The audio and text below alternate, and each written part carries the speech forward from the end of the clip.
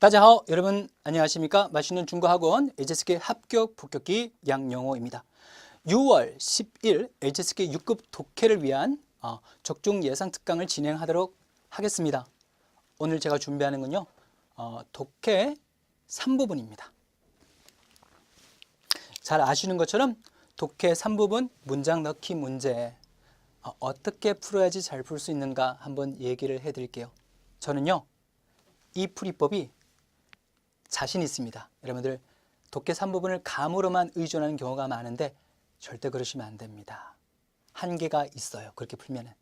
오늘 제 팁을 잘 들어보시고 정말 유용하다고 느끼시면은 실제로 적용시켜 보면은 큰 도움을 받으실 수 있을 겁니다. 자, 오늘의 주제는 뭐냐면은 주접부대를 활용하라입니다. 무슨 뜻인가? 주어, 접속사, 부사, 대명사를 활용해서 문제를 풀라라는 겁니다. 보실게요. 먼저 이것부터 한번 가볼게요. 여러분들 이런 걸 복문이라고 합니다. 복문. 쉼표가 이렇게 2개 있고 문장으로 따지면 3개의 문장이 있습니다. 하나의 문장이 있을 때는 단문이라고 부르고요. 2개 이상의 문장이 합쳐서 하나의 문장이 될 때는 복문이라고 부릅니다. 우리가 독해 3부분 문제를 풀 때 이런 복문에서 어느 하나를 비워두고 여기에 빈칸에 들어갈 문장을 찾게 하는 문제가 일반적이거든요. 그러면 이 복문은 어떤 특징이 있는가? 그걸 말씀드릴게요. 제가 아까 주접부대라고 말씀드렸죠. 주접부대. 자, 보실게요. 真奇怪, 참 이상하다. 왜 이상할까요? 여기 이상한 이유가 나옵니다. 我从来没来过丽江. 나는 려강에 와본 적이 없어요. 却 하지만 여기에 대해서有一种很熟悉的感觉, 아주 익숙한 느낌을 가지고 있다. 잘 보시면은 여러분 이거는 하나하나의 독립적인 문장으로 빼지 않고 하나의 문장 안에 집어넣어서 복문으로 만들었습니다. 왜냐? 이 3개의 문장은 매우 유기적이기 때문입니다. 유기적이라는 얘기는 전체 중 일부가 서로 연관이 돼서 뗄 수 없다는 뜻이거든요. 근데 이 유기성을 만들어주는 단어들이 있습니다. 어떤 게? 바로 주어, 접속사, 부사, 대명사들이 이 3개의 문장이 하나로 합쳐지도록 만들어줄 수 있는 겁니다. 예를 들면요. 일단 주어부터 가보겠습니다. 뭐냐? 우리가 문장을 이렇게 해석할 때 앞에 주어가 나오고 뒤에 주어가 안 나오고 있죠. 그럼 여기에 왜 주어가 없느냐? 이유는 이렇습니다. 앞에 있는 주어가 뒤에 있는 주어로 그대로 와줄 때 같은 주어면 뒤에 또다시 주어를 안 써도 된다라는 원칙 때문이에요. 그럼 여기에 주어가 없는 걸 보면은 이 앞에 있는 주어가 그대로 여기에 주어로 왔을 때 아무 문제가 없어야 되겠습니다. 맞지요? 나는 요강에 와본 적 없고 나는 여기에 대해서 익숙한 느낌이 있다. 맞죠? 오케이. 저번 이따가 얘기하겠고요. 부사를 보겠습니다. 취해가 오히려 그러나라는 전환을 나타내는 부사입니다. 그러나가 들어가는 게 적절한가 봐요. 려강에 와본 적이 없죠. 그러나 뭐예요? 여기에 익숙하다고 말했잖아요. 충분히 그러나라고 들어갈 수 있죠. 역접, 전환 관계를 나타내는 부사가 들어가서 앞절과 뒷절의 내용 관계가 꺾인다, 전환이다, 역접이다라는 것을 나타내고 있습니다. 맞죠? 그러면 만약에 부사 대신에 접속사를 이 자리에 넣는다면 뭐가 들어갈 수 있을까요? 그러나라고 하는 딴 혹은 딴시, 커시 등등이 올 수도 있겠지요. 접속사는 딴이 들어갈 수 있겠다. 그 다음에 대명사를 보실게요. 여러분들 쩌가 대명사잖아요. 여러분 대명사는 명사를 대신하는 품사라는 뜻이잖아요. 쩌가 가리키는, 그러니까 쩌리는 이곳이 될 텐데 쩌리가 가리키는 것은 누구입니까? 바로 려강입니다. 자, 뭐냐?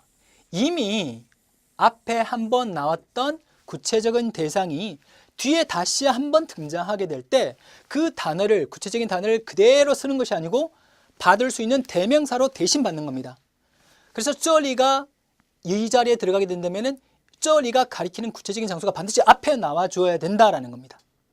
그래서 이 3개의 절들이 아주 유기적으로 연결되기 때문에 의미적으로 이거는 하나의 문장에 놔버려도 되는 겁니다. 그래서 제가 이 본문을 우리가 해석하고 이해를 할 때는 뭐에 신경 쓰면서 보라고?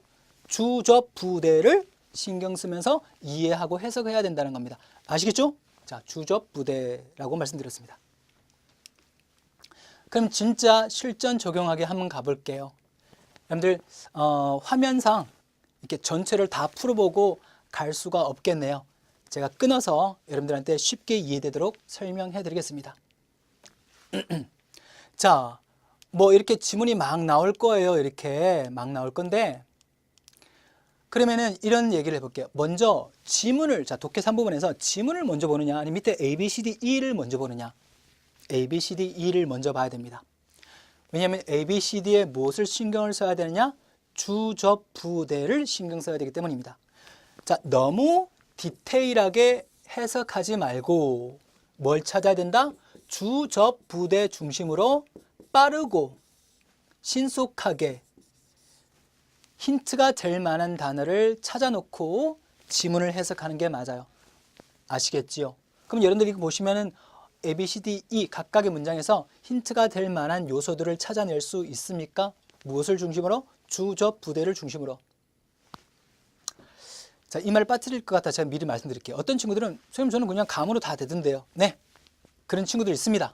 아주 내공이 있거나 중국어를 오랜 시간 했던 사람들은. 하지만 차근차근 배워서 6급까지 올라오는 경우에는 보통 그 감이 좀 어려워요. 그 감이라는 것은 시간이 만들어주는 경우가 많거든요. 그러면 반드시 체계적으로 이해하고 푸는 게 좋아요. 그게 바로 주접 부대를 활용하는 겁니다. 이걸 알면 나중에 퍼즐을 맞춘다는 느낌이 들어요. 딱딱딱. 그러니까 이 모양이 여기 들어가고 저 모양이 저기 들어가고 딱딱 들어맞는 느낌이 들어요. 근데 이게 없잖아. 주접 부대를 활용 안 하고 감으로만 풀면 찝찝해요. 풀고 나서도. 그럼 어김없이 한두 개가 틀려버려요.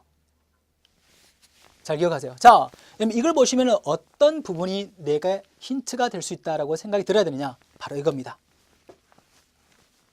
여기 쇠란 들어갔죠? 쇠란 비록 뭐뭐이지만이라는 접속사입니다. 맞죠? 뒤에는 뭐가 그래 따라올 가능성이 크다? 딴이라든가 뭐可是, 뭐然而, 不过 등등이 많겠고 또 취에도 따라올 수 있겠죠.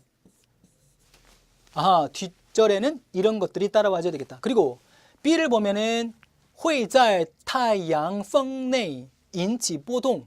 무엇은 태양풍력 안에, 태양풍 안에서 파동을 발생시킬 것이다.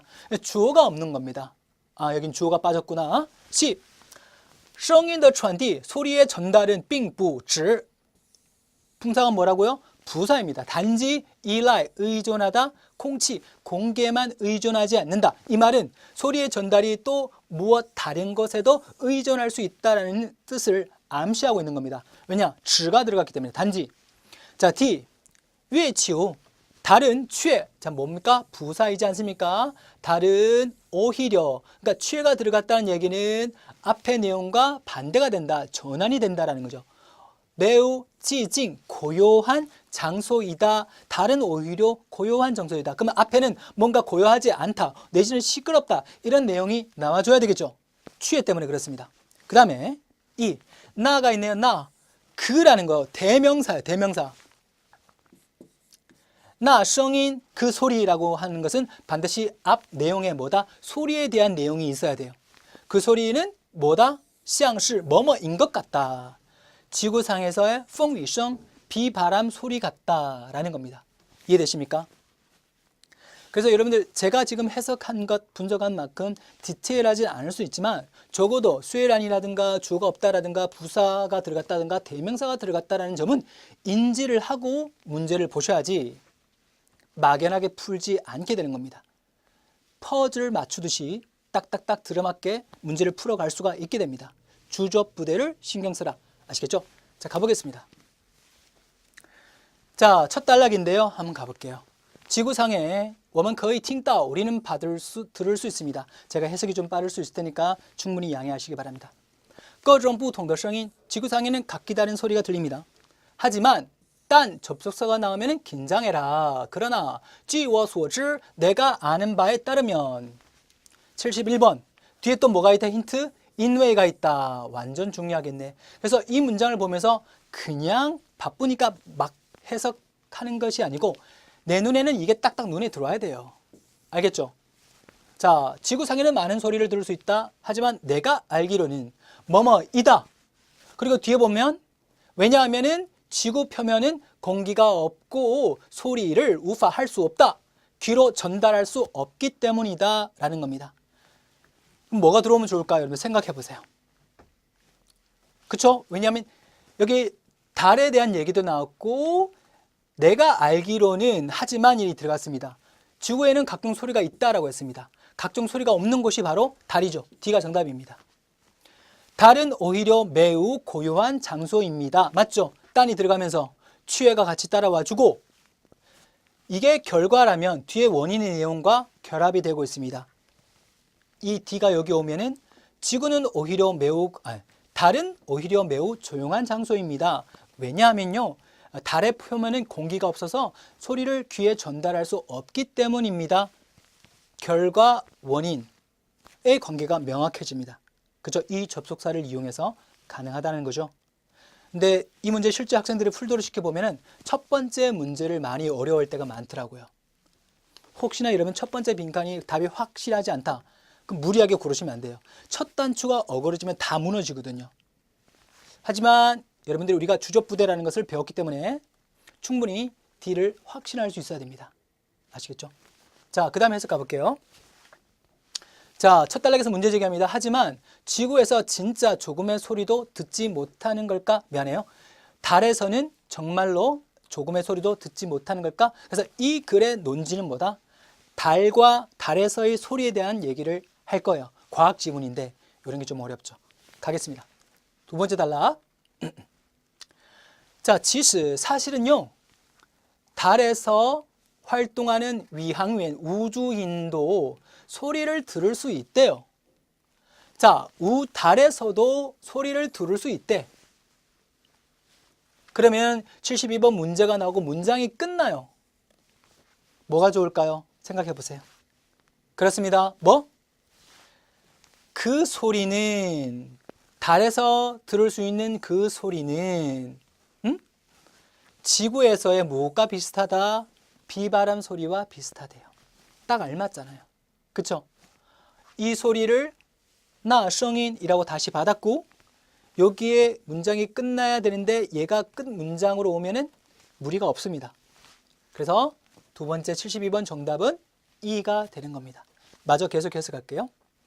자, 상황은 이렇습니다. 왜 공기가 없는 달에도 소리가 있느냐라는 것을 얘기를 하겠다는 겁니다. 자, 조금 어려운데요. 따라와 보세요. 태양계의 천체는 모두가 무위 하면 목욕하다라는 거죠. 어디 태양풍 속에서 목욕을 합니다. 태양풍이라는 것은 주위에 가득하다는 거예요. 태양풍은 전기를 가지고 있는 입자류가인데 사방팔방으로 푸셔라는 것은 복사하다라는 것, 사방으로 쏘는 것을 얘기합니다. 사방으로 발산되는 걸 얘기합니다. 복사되어 갑니다. 좀 어려워요. 그냥 따라오세요. 그리고 이거는 문장이 시작합니다. 머신표가 앞에 있기 때문에 73번 뒤에는 또 뭐가 있다? 오케이, 딴이 있다. 내용이 좀 어려워. 뭔지 모르겠어. 막 전자, 입자, 흐름, 이렇게 복사 어렵잖아요. 근데 뒤에 보니까 73번 뒤에 보니까 딴이 있고 타가 있습니다. 타는 대명사잖아요. 사물을 대신 받는 대명사. 딴타, 하지만 그것은. 그래서 딴을 보고 일단 수에란이 있는 A를 생각해 볼 수 있어요. 맞지요? 왜냐면 수에란은 딴이니까. 한번 넣어볼게요. 비록 태양풍, 계속 이 부분에서 태양풍에 대한 얘기를 하고 있었죠.